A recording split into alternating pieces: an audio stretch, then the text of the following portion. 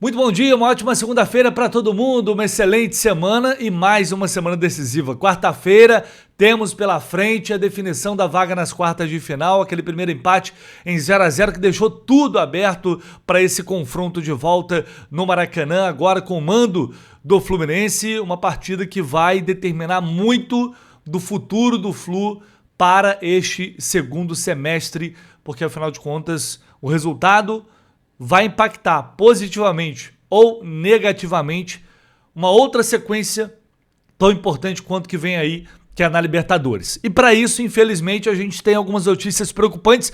Esse cenário não mudou da semana passada para cá, né? Infelizmente, não temos boas notícias em relação aos jogadores que estão no departamento médico. A gente vai falar sobre isso e também mais sobre base, esse debate, o Zubeldia, base, Xerém, profissional. Ele concedeu uma entrevista ao GE, falou sobre o Fred e eu vou trazer um pouquinho disso aqui para você, que pode chegar aqui deixando o seu like, se inscrevendo no canal.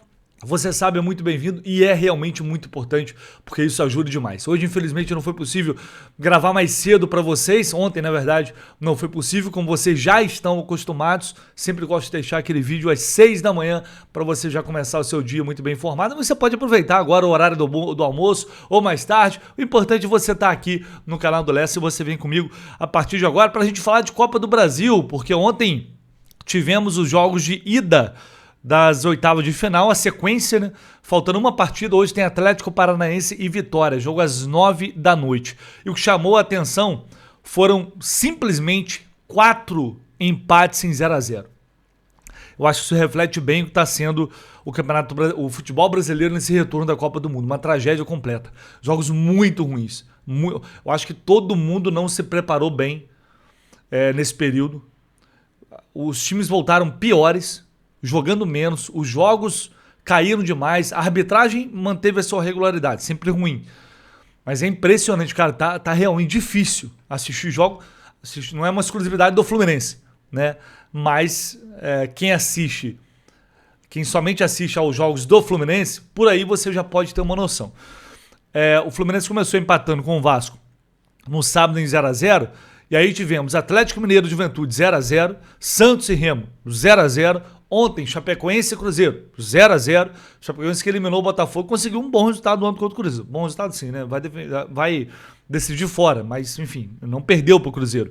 O Palmeiras é que meteu 3-0 no Fortaleza, Mirassol e Grêmio ficaram no empate em 1-1 e o Internacional meteu 2-0 no Corinthians do Fernando Diniz. Então Palmeiras e Inter foram os únicos times que abriram vantagem nos confrontos de ida.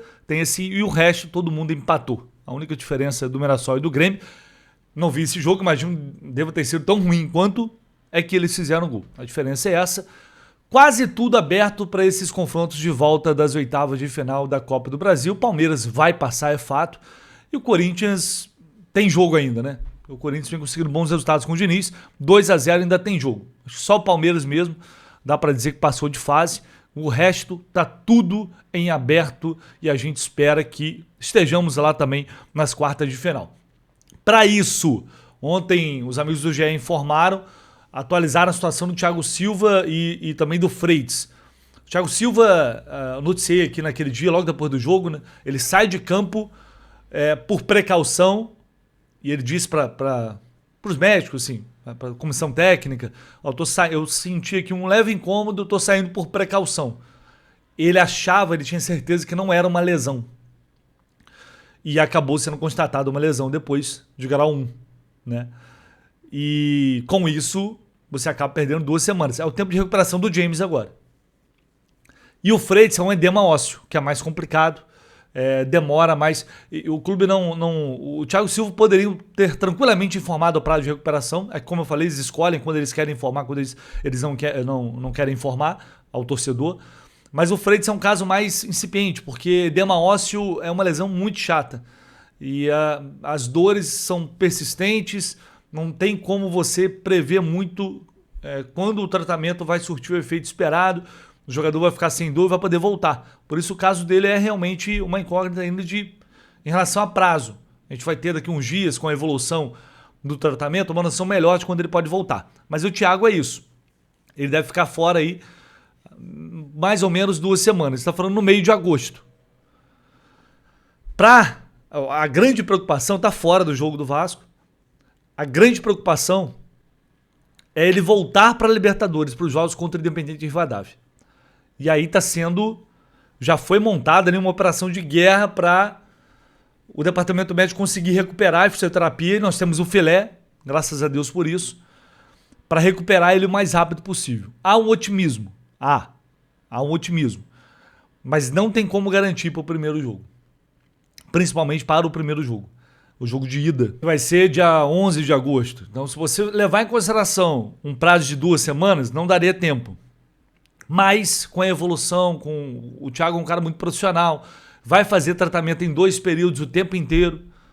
Essa é a estratégia, é acelerar. É claro que tem que respeitar o corpo, né? Não tem muito o que fazer, não tem como ir muito além, mas em termos de trabalho, não vai faltar dedicação para que o Thiago esteja à disposição para este confronto.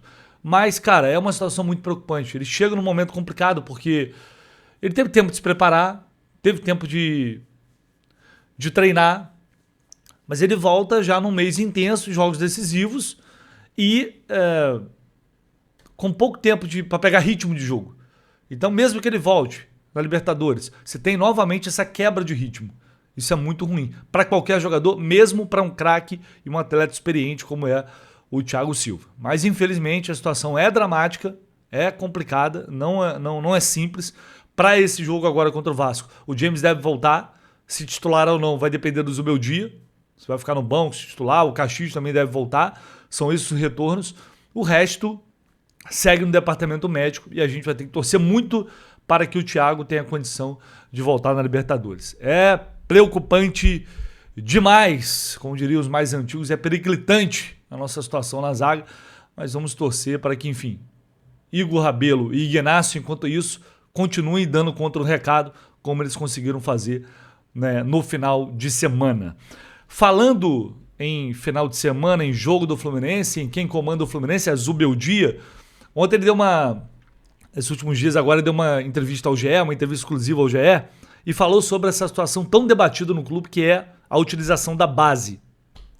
E também citando o Fred, como eles vão trabalhar essa relação com o Fred.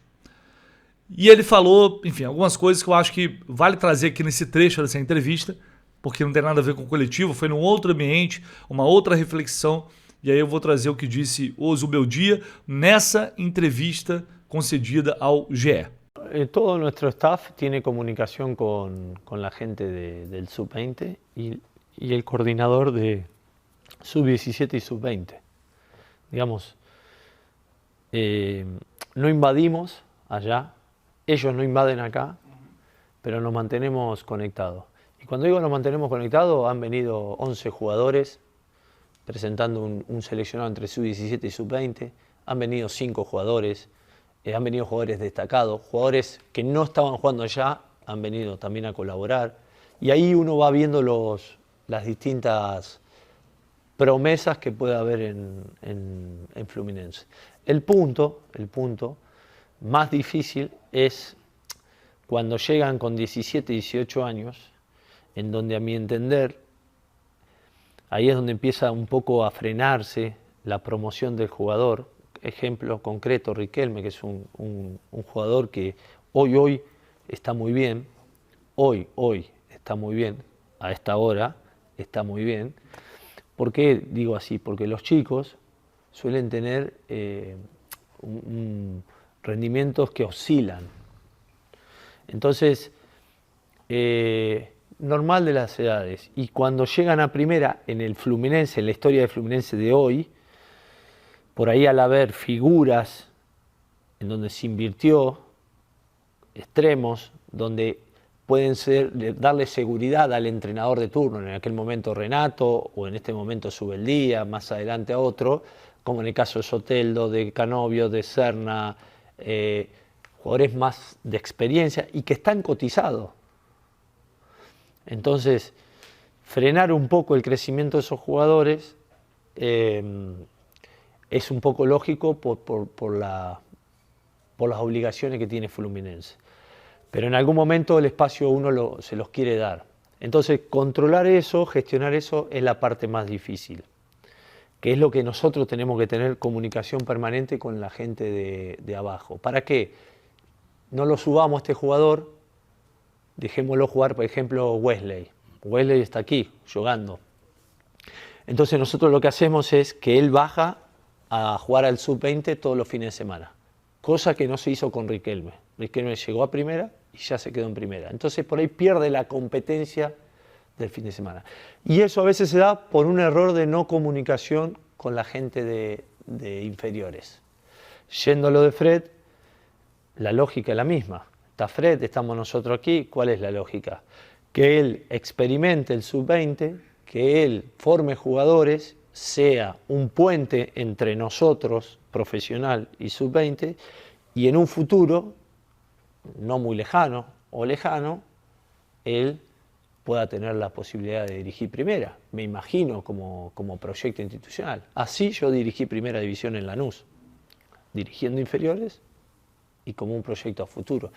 Yo lo he hablado con Fred, la parte de metodología, y con Mario más de una vez le he dicho que tiene que tener gente ahí que pueda dirigir acá, que conozcan la historia, que sean respetados. Ahora, después, si tengo que hablar con Fred, le voy a decir, Fred, mirá que vos sos ídolo, te van a querer hasta que pierdas 3 partidos. Cuando perdés 3 partidos, sos terrenal igual que todos. Então vamos lá, o Zubeldia, ele fala, cita o exemplo do Wesley Nathan, que treina com um profissional, volta para jogar os jogos de baixo, não acontece com o Riquelme. Não acontece com o Riquelme porque foi uma exigência do staff do Riquelme para renovar o contrato e não jogar mais pelo Sub-20. O que eu acho também burrice, eu acho bobagem. Creio que não é o melhor. Acho que o jogador que chega nesse nível, ele tem que jogar no profissional, ele tem que jogar. Só que no Fluminense não se joga, né? Não se joga. E aí ficar só treinando e não jogar, já que o cara não joga, é menos pior ele descer e jogar o Sub-20. Porque ele fica em ritmo de competição. No caso do Riquelme não foi possível fazer isso por isso. Não foi só uma falha de comunicação, foi uma exigência. Na época eu noticiei isso aqui. O Zubeldia fala em... A gente tem que administrar, não é a palavra que ele usa a palavra espanhol, mas tem que administrar os jogadores da base. Administrar é mais do que necessário.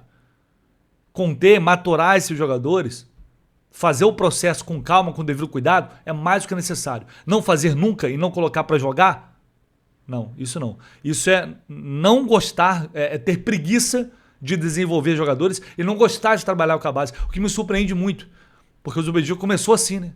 Ele começou na base, ele começou trabalhando com jovens até subir ao profissional. Ele fala de dosar, tem que ir com calma, tem que ir devagar. Pois bem, se a gente olhar aqui, quantos jogadores atuaram com o Zubeldia, somando os jogos da Copa do Brasil, Brasileiro, Libertadores, só 2 jogadores de Xerém de 23 anos ou menos jogaram. Riquelme e Wesley Nathan, os que estão no grupo. Eles tiveram, hoje no Fluminense, eles tiveram um total de 53 minutos em campo.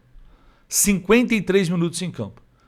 Júlio Fidelis, Wallace Davi, que já foi pro Botafogo, Agner, Léo Jance, Davi, que já foi embora, Matheus Reis, lesionado, Luiz Fernando, Davi Melo, atuaram naqueles jogos iniciais do Campeonato Carioca sem o elenco profissional. Só porque não tinha um elenco profissional. Essa foi a utilização da base. E na entrevista coletiva, quando ele disse que não tem jogador da base hoje pronto para ser titular, ou seja, do Sub-20, ninguém precisa ser titular. Precisa ter oportunidade, com regularidade. E se não tem no Sub-20, como o time do Sub-20 é realmente muito fraco, aí é um problema de formação, porque tem também, a gente tem uma safra muito ruim no Sub-20, mas no Sub-17 tem jogadores. O próprio Wesley Nathan é da categoria de baixo. Então se não tem no Sub-20, tem 17, tem jogador com 17 anos, que pode jogar no profissional, que o que mais tem aí, o que não falta são exemplos aí nos clubes. Mas você tem que trabalhar, você tem que fazer esse atleta evoluir, você tem que dar uma atenção para ele, você tem que passar confiança, você tem que passar uma mensagem para ele de que fica tranquilo, essa hora vai chegar, você vai ser aproveitado. Hoje a mensagem que é passada para a base, para os jogadores que estão ali, é que vocês não vão jogar. Vocês só vão jogar quando não tiver mais ninguém. Então esse é o grande problema. Não é se você, não é como você, porque cada treinador tem uma forma de trabalhar esses jogadores. A questão é você não trabalhar nunca, a questão é você ter preguiça, a questão é você não gostar, que é o caso do Zubeldia. Essa é uma realidade. Ele vai ficar dando volta ali, tentando mascarar uma coisa que já ficou em evidência para todo mundo. E um clube como o Fluminense não deveria ter uma comissão técnica que pensa desta forma. Um clube formador que depende de vender jogadores que tem uma mina de ouro chamada Xerém. Mas essa é a realidade. E aí, eis que nesse contexto chega o Fred. Num movimento claro de preparação para um dia ele chegar no profissional do Fluminense. Como o Felipe Luiz fez. Isso é óbvio, gente. O caminho ele está traçado, está desenhado. Isso é óbvio. E o Zubeldia sabe disso. E no final de semana, falando sobre ele, trazendo algumas informações de bastidores, eu escutei. O Zubeldia é um cara, todo mundo gosta muito dele no clube. Trabalha sério, é um cara trabalhador, porém é muito inseguro.